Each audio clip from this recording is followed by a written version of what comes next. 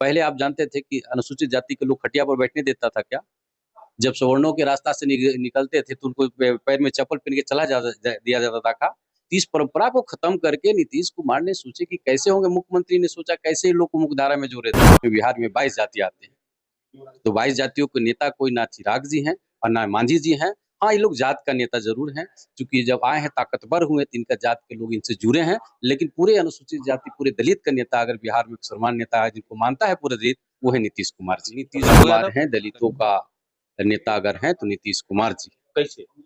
आप देख लीजिए, उनको सभी जाति का अगर वोट मिलता है उनको सब लोग सराहते हैं, सारे जाति के लोग सराहते हैं उनको। इसलिए दलितों का नेता अगर कोई है बिहार में तो माननीय मुख्यमंत्री नीतीश कुमार जी। होता कहाँ है सर? हम सवालवा किए थे कुछ और अर्थ में और आप कहीं और चले गए। हम सवालवा ये किए थे कि दलित वोट देता है, जिनको दलित के जो नेता होते हैं उनको दलित वोट देके कुर्सी तक पहुंचा देता है, ठीक है। लेकिन इसके मामले में दलित दलित रह जाता है और जो नेताजी वोट लेके जाते हैं वो जो है इसके मामले में सवर्ण बन जाते हैं, फॉरवर्ड हो जाते हैं। बिहार में सत्ता की चाबी दलित और महादलित मतदाताओं के पास है। ये हम इसलिए कह रहे हैं कि अभी बिहार में विधानसभा का चुनाव होने वाला है और चुनाव के पहले ये सवाल बहुत बड़ा है कि दलित और महादलित के सबसे बड़े नेता कौन हैं। खास करके अगर हम एनडीए गठबंधन की बात करें तो एनडीए गठबंधन के पास दलित और महादलित का बड़ा वोट बैंक है। दो दल हैं ऐसे जो अपने आप को दलित और महादलित वोट का जो है रहनुमा समझते हैं। खास करके उनकी पार्टी जो है वो दलित और महादलित के वोट बैंक पर ही आधारित है। बात हम चिराग पासवान की पार्टी और जीतन राम मांझी की पार्टी की कर रहे हैं। पिछले दिनों हम देखते आए हैं कि लगातार चिराग पासवान और जीतन राम मांझी एक दूसरे से लगातार बयानबाजी, एक दूसरे के ऊपर कटाक्ष करते आ रहे हैं। ऐसे में एनडीए गठबंधन के में जो है काफी सस्पेंस की स्थिति बनी हुई है कि क्या जीतन राम मांझी और चिराग पासवान दोनों एक दूसरे को देखना पसंद नहीं करते हैं, दोनों एक दूसरे के खिलाफ बयान दे रहे हैं, गठबंधन को भी काफी नुकसान हो रहा है। तमाम बिंदुओं पर चर्चा करेंगे, साथ ही यह भी जानेंगे कि एनडीए में सबसे बड़ा नेता दलित और महादलित समाज का कौन है। हमारे साथ चर्चा के लिए आज आरएलएम के अनुसूचित जाति प्रकोष्ठ के प्रदेश अध्यक्ष अशोक राम जी हैं। सबसे पहले स्वागत है आपका सर। आपको भी बहुत बहुत स्वागत है। सवाल आपने सुन लिया होगा, दलित और महादलित के बिना बिहार में सत्ता की कुर्सी पे बैठना मुश्किल है, लेकिन दलित और महादलित का असली नेता कौन है?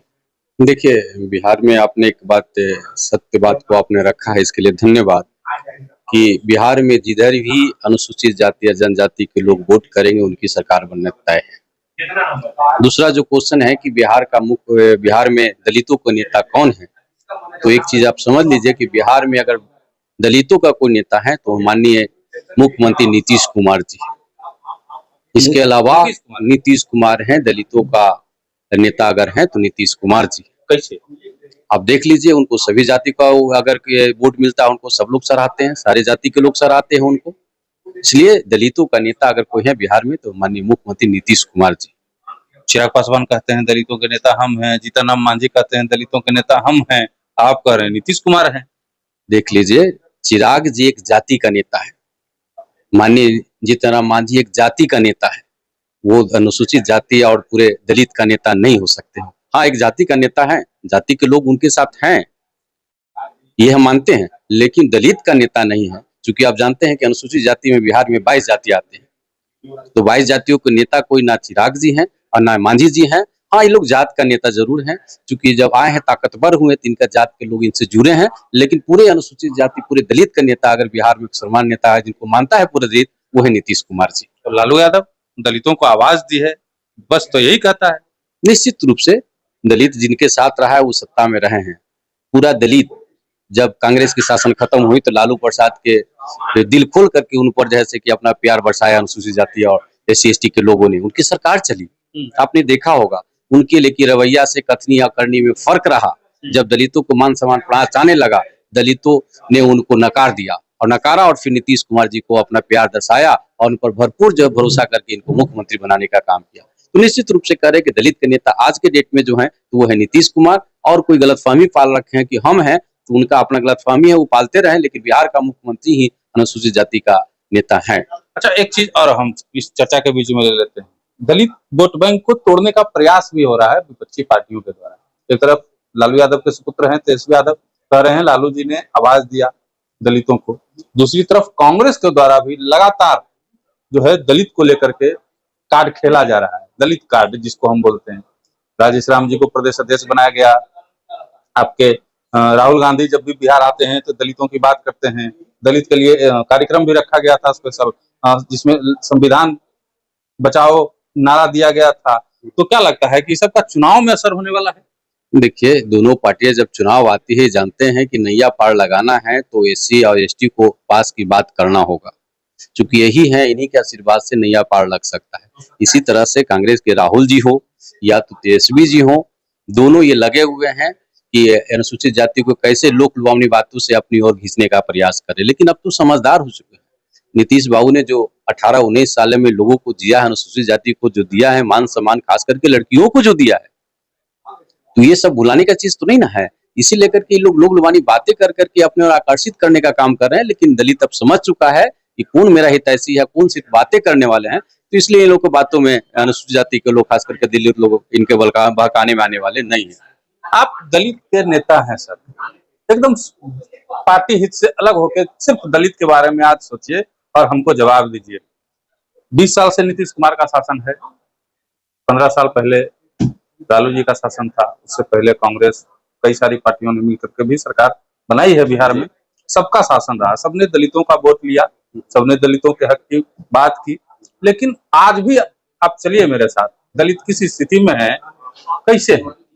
निश्चित रूप से ये बात करते सत्यता है इस बात में कि जिस रफ्तार से औरों समाज का ग्रोथ हुआ है, हमारे अनुसूचित जाति के लोगों में नहीं हुआ है। आज भी हमारे समाज के साथ बहुत सारी ऐसी घटनाएं हो रही है। आज भी जाति के नाम पर उनका अत्याचार हो रहा है, उनका हक अधिकार आज भी छीना जाता है। इस बात को मैं मानता हूँ, चाहे सरकार जिनकी भी रही है।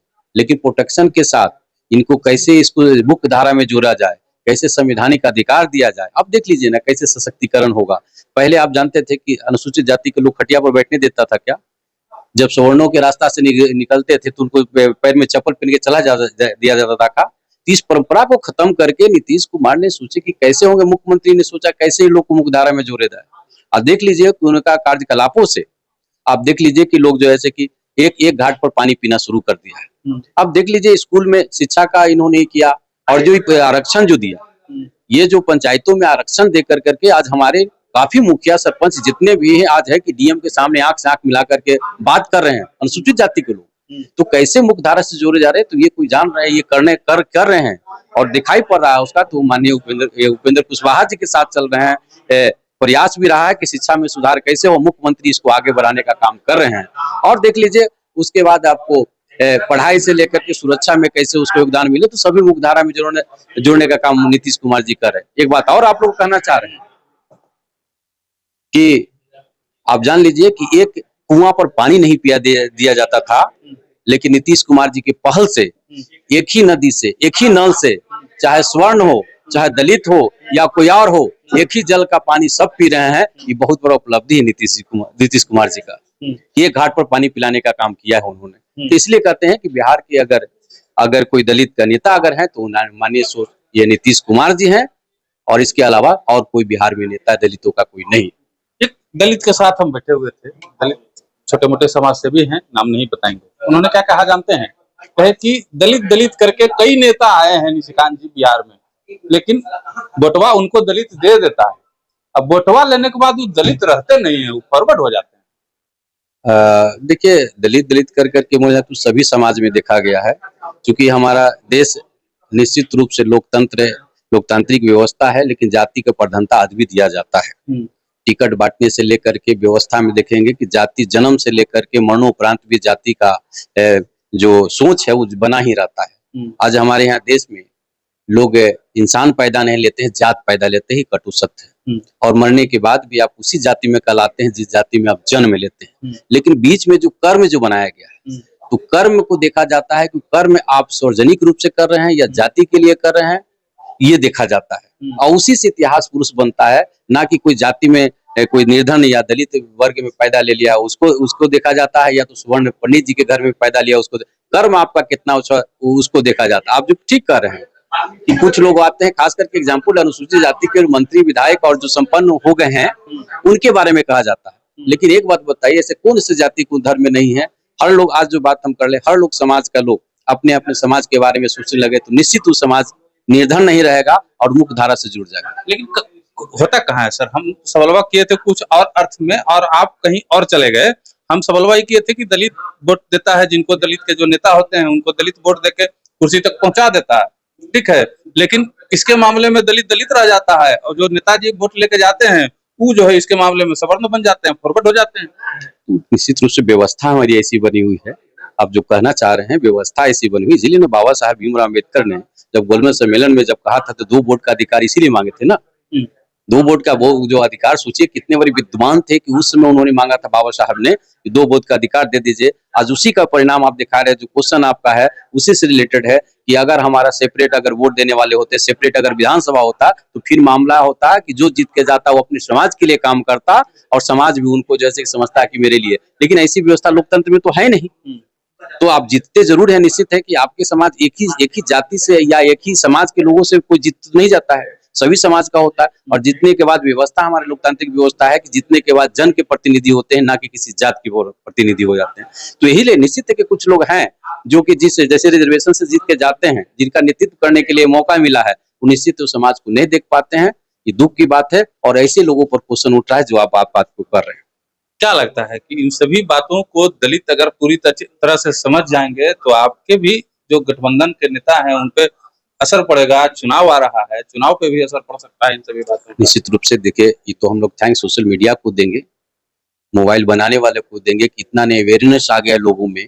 पहले लोग तो जो बोल देते थे तो उसके बारे में सोचते थे वही बात सत्य है, लेकिन आज के डेट में युवा युवतियां जितने भी हैं कि कोई बोलता है तो तुरंत सर्च करके देखते हैं कि सही में हकीकत में है क्या, उसके बाद उसको रिप्लाई देते हैं। तो धन्यवाद उनको, लोगों ने इतना अवेयरनेस नहीं लाया लेकिन मोबाइल बनाने वाले ने अवेयरनेस ला दिया लोगों में और खुद के आ रहा है कि हमें क्या करना चाहिए क्या नहीं करना चाहिए। तो धन्यवाद देना चाहते हैं और आ रहा है अवेयरनेस। देखिए, इतने दिनों की आजादी की, इतने दिनों के बाद भी आज भी जो व्यवस्था बनाया हुआ है कि वर्ण की व्यवस्था बरकरार रहे, हमारा वर्चस्व बना रहा, उसको तोड़ना आसान नहीं है। लेकिन तेजी से रफ्तार से टूट रहा है और आने वाला दिन में और अच्छा होगा और सभी समाज इक्वल होंगे, ऐसा मुझे लगता है।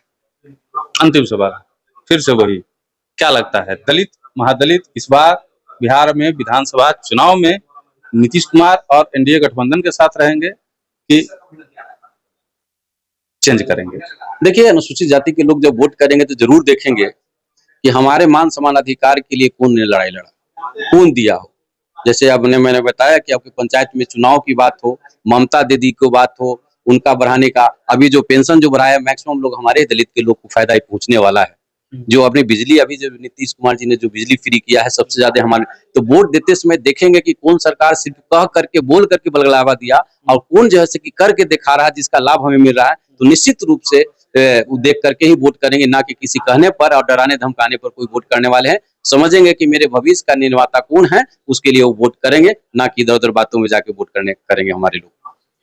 चलिए देखिए, अशोक राम जी से तमाम सवाल हमने लिया और इनका साफ तौर पे कहना है कि बिहार में दलित और महादलित का अगर कोई नेता है तो वो नीतीश कुमार है। बाकी जितने भी नेता हैं वो एक जाति के नेता हो सकते हैं, लेकिन पूरा जो समाज दलित और महादलित का है उसके नेता सिर्फ बिहार में एक ही है जिसपे दलित और महादलित विश्वास करता है। और बात भी सही है इनकी कुछ हद तक लगती है, क्योंकि नीतीश कुमार ने दलितों और महादलितों के उत्थान के लिए, आर्थिक उत्थान के लिए जो काम किया है वो सब कुछ आपको सोशल मीडिया पे मिल जाएगा। एक बार सर्च कर लीजिएगा नीतीश कुमार ने दलितों और महादलितों के लिए क्या क्या किया है वोट देने से पहले, जैसा कि अशोक राम जी बता रहे थे। बात बाकी मिलते हैं अगले वीडियो में।